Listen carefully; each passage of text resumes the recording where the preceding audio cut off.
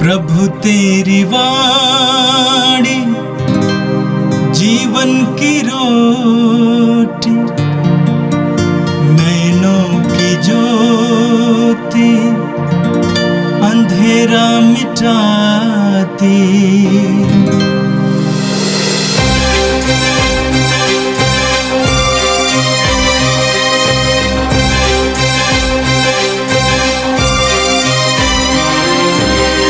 प्रभु तेरी वाणी जीवन की रोटी, नैनों की ज्योति अंधेरा मिटाती। प्रभु तेरी वाणी जीवन की रोटी, नैनों की ज्योति अंधेरा मिटाती।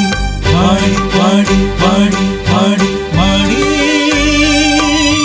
पवित्र है, शाश्वत है, जीवन का मन्ना है। 7 अक्टूबर शनिवार। पहला पाठ प्रेरित चरित, अध्याय 1, पद संख्या 12 से 14।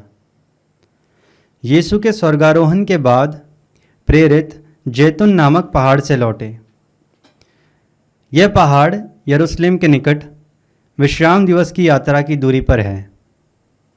नगर पहुंचकर वे अटारी पर चढ़े जहाँ वह ठहरे हुए थे। वे थे पैतरुस तथा यूहन, याकूब तथा अंद्रयास, फिलिप तथा थॉमस, बरतलोमी तथा मती, अल्फाई का पुत्र याकूब तथा सीमोन जो उत्साही कहलाता था, और याकूब का पुत्र यूदस। ये सब एक हृदय होकर नारियों, यीशु की माता मरियम तथा उनके भाइयों के साथ प्रार्थना में लगे रहते थे। यह प्रभु की वाणी है। संत लूकस के अनुसार पवित्र सुसमाचार अध्याय 1 वाक्य 26 से 38 तक। छठे महीने स्वर्गदूत गब्रियल ईश्वर की ओर से गलीलिया के नाजरत नामक नगर में एक कुंवारी के पास भेजा गया, जिसकी मंगनी दाऊद के घराने के यूसुफ नामक पुरुष से हुई थी, और उस कुमारी का नाम था मरियम। स्वर्गदूत ने उसके यहाँ अंदर आकर उससे कहा, प्रणाम प्रभु की कृपा पात्री, प्रभु आपके साथ है। वह इन शब्दों से घबरा गई और मन में सोचती रही, इस प्रणाम का अभिप्राय क्या है। तब स्वर्गदूत ने उससे कहा, मरियम डरिए नहीं, आपको ईश्वर की कृपा प्राप्त है। देखिए, आप गर्भवती होंगी, पुत्र प्रसव करेंगी और उनका नाम ईसा रखेंगी। वे महान होंगे और सर्वोच्च प्रभु के पुत्र कहलाएंगे। प्रभु ईश्वर उन्हें उनके पिता दाऊद का सिंहासन प्रदान करेगा। वे याकूब के घराने पर सदा सर्वदा राज्य करेंगे और उनके राज्य का अंत नहीं होगा। पर मरियम ने स्वर्गदूत से कहा, यह कैसे हो सकता है, मेरा तो पुरुष से संसर्ग नहीं है। स्वर्गदूत ने उत्तर दिया, पवित्र आत्मा आप पर उतरेगा और सर्वोच्च प्रभु की शक्ति की छाया आप पर पड़ेगी। इसलिए जो आपसे उत्पन्न होंगे वे पवित्र होंगे और ईश्वर के पुत्र कहलाएंगे। देखिए, बुढ़ापे में आपकी कुटुंबनी एलिजबेथ के भी पुत्र होने वाला है। अब उसका जो बांझ कहलाती थी 6वां महीना हो रहा है, क्योंकि ईश्वर के लिए कुछ भी असंभव नहीं है। मरियम ने कहा, देखिए, मैं प्रभु की दासी हूं, आपका कथन मुझ में पूरा हो जाए। और स्वर्गदूत उसके पास से चला गया। ये प्रभु का दिव्य सुसमाचार है। ख्रिस्त प्रभु की जय। मेरे प्रिय भाई और बहनों, आज हम कैथोलिक कलीसिया में एक महान पर्व मना रहे हैं माता मरियम का, और वो है रोजरी माला की माँ मरियम का पर्व, जपमाला की माँ का पर्व। कैथोलिक कलीसिया में यूकरिस्ट यानी मिस्सा बलिदान या प्रभु भोज के बाद सबसे शक्तिशाली और सबसे प्रचलित प्रार्थना है रोजरी माला विनती की प्रार्थना। रोजरी माला विनती के उद्भव के बारे में कई मत हैं, लेकिन सबसे प्रचलित और महत्वपूर्ण मत है संत डोमिनिक से जुड़ा हुआ मत। कहा जाता है संत डोमिनिक, जो एक प्रार्थनामय व्यक्ति थे, प्रभु से जुड़े हुए थे, पवित्र वचन पर मनन चिंतन करने वाले, 13वीं सदी के मसीहत या कलीसिया की पतित अवस्था पर बहुत दुखी थे। मसीहियों के नैतिक पतन, आध्यात्मिक पतन के कारण उनका दिल दुख रहा था और इसीलिए वे एकांत में प्रार्थना के लिए गए और तप तपस्या के साथ उन्होंने प्रार्थना में काफी समय बिताया। कहा जाता है कि उस प्रार्थना के दौरान उनको माता मरियम का दर्शन मिला और माता मरियम ने उनको एक रोजरी माला दिखाया और कहा कि इस पाप से इनको छुड़ाने के लिए यह एक शक्तिशाली प्रार्थना है। उस समय से कलीसिया में रोजरी माला विनती एक शक्तिशाली प्रार्थना के रूप में उभर आई। धीरे धीरे उसके साथ कई प्रार्थनाएं भी जुड़ी गई। तो रोजरी माला विनती कलीसिया में मिसा बलिदान के बाद सबसे प्रचलित और सबसे शक्तिशाली प्रार्थना है। रोजरी माला विनती हालांकि माता मरियम के आदर में हम करते हैं, लेकिन एक बहुत बड़ी सच्चाई उससे जुड़ी हुई है। वो सच्चाई यह है कि वो प्रार्थना पूरी तरह से पवित्र वचन पर आधारित प्रार्थना है। रोजरी माला विनती के 4 भेद हैं। एक आनंद के भेद, दुख के भेद, महिमा के भेद और प्रकाश के भेद। ये चारों मुक्ति से संबंधित वचनों पर आधारित भेद हैं। आनंद के भेद का पहला भेद है स्वर्गदूत का संदेश, जो वचन पर आधारित है। दूसरा है मां मरियम का एलिजबेथ से मिलन, वचन पर आधारित है। तीसरा है यीशु का जन्म, वचन पर आधारित है। चौथा है यीशु का मंदिर में चाहे जाना, यह वचन पर आधारित है। पांचवा है यीशु के मंदिर में पाया जाना, वचन पर आधारित है। दुख के भेद भी इसी तरह। दुख का पहला भेद है गेत्सेमनी बाग में यीशु की प्राण पीड़ा। उसके बाद दूसरा भेद है यीशु पर कोड़ों की वर्षा होती है। तीसरा भेद है उनके सिर पर कांटों का मुकुट रखा जाता है, वचन पर आधारित है। चौथा भेद है प्रभु यीशु क्रूस ढोते हैं, वचन पर आधारित है। पांचवा भेद प्रभु यीशु क्रूस पर मरते हैं। उसी तरह महिमा के भेद, पहला भेद प्रभु यीशु का पुनरुत्थान, दूसरा भेद प्रभु यीशु का स्वर्गारोहण, तीसरा भेद प्रभु यीशु की प्रार्थना द्वारा पवित्र आत्मा शिष्यों पर उतरता है। चौथा भेद है मां मरियम का स्वर्ग में उठाया जाना, यह वचन पर आधारित नहीं है। पांचवा भेद है मां मरियम का स्वर्ग में रानी का मुकुट पाना, यह भी वचन पर आधारित नहीं है। प्रकाश के 5 भेद, पहला भेद प्रभु यीशु का बपतिस्मा यरदन नदी में, वचन पर आधारित है।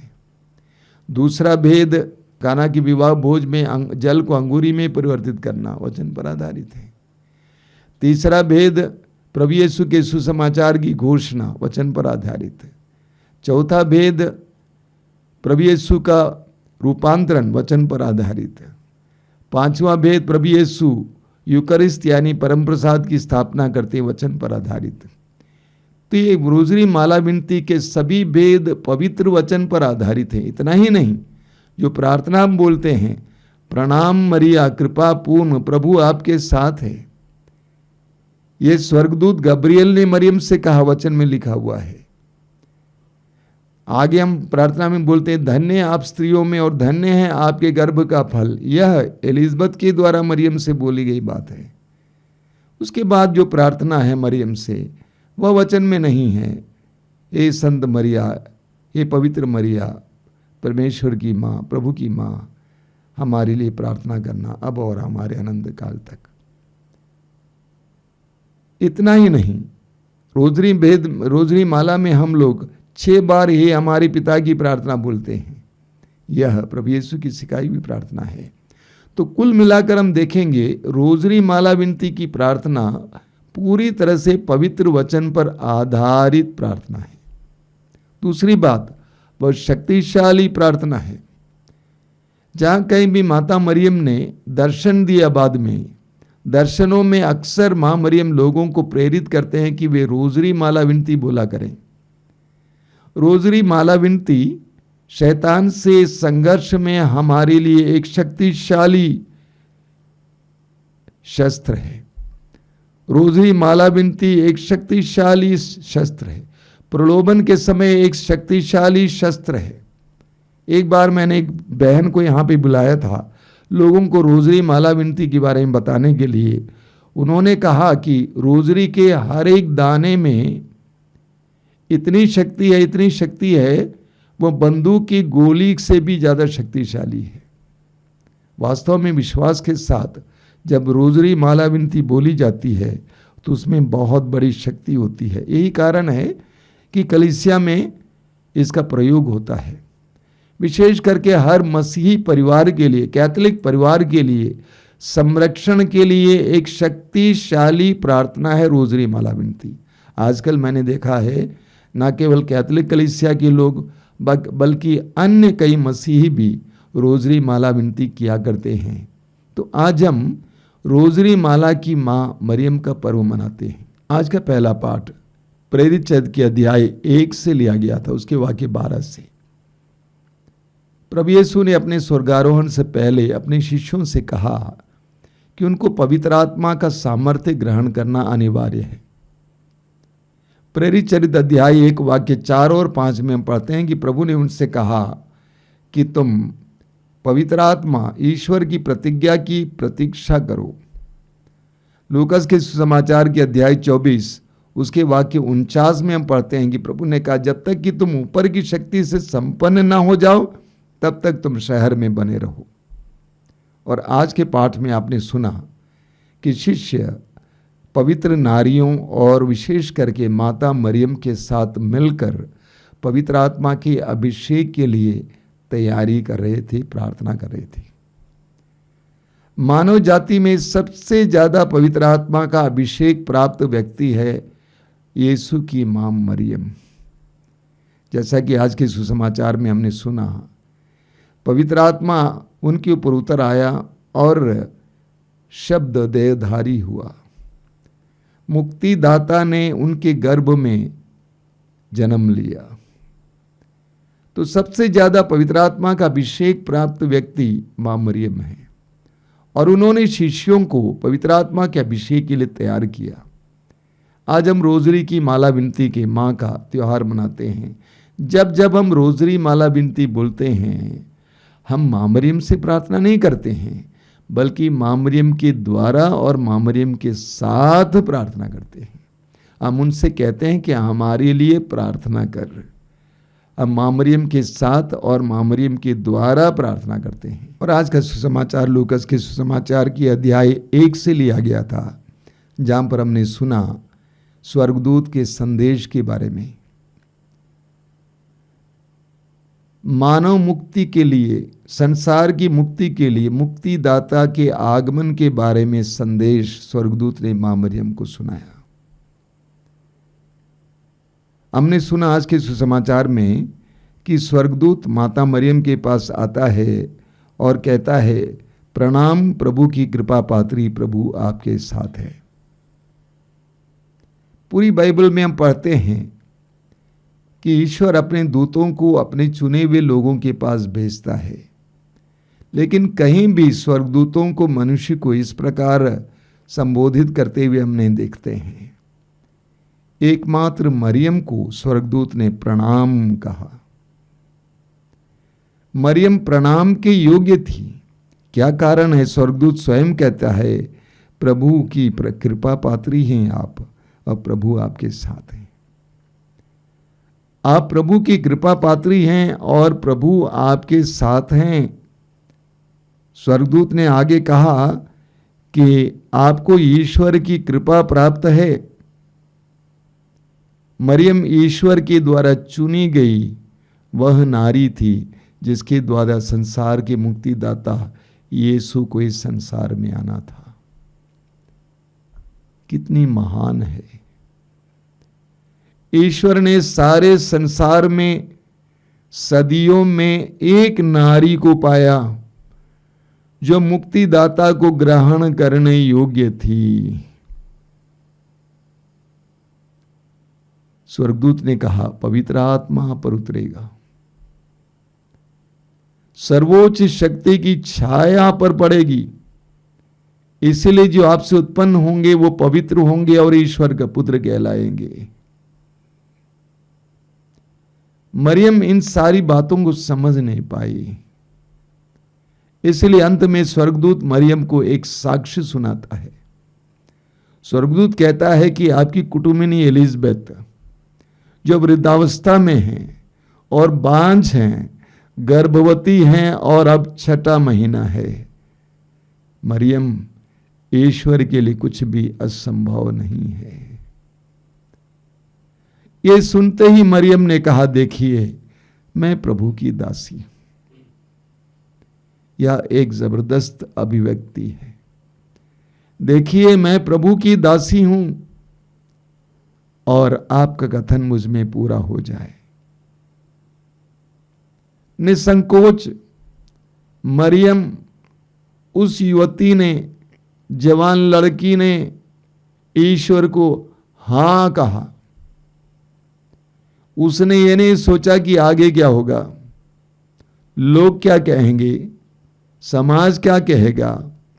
जब उसे पता चला कि ये ईश्वर का कार्य है और मुझे इस्तेमाल किया जा रहा है, उसने कहा, मैं प्रभु की दासी हूं, आपका कथन मुझ में पूरा हो जाए। उसने उस मिशन को ग्रहण किया, उस कार्य को ग्रहण किया। तब स्वर्गदूत मां मरियम को छोड़कर चला जाता है।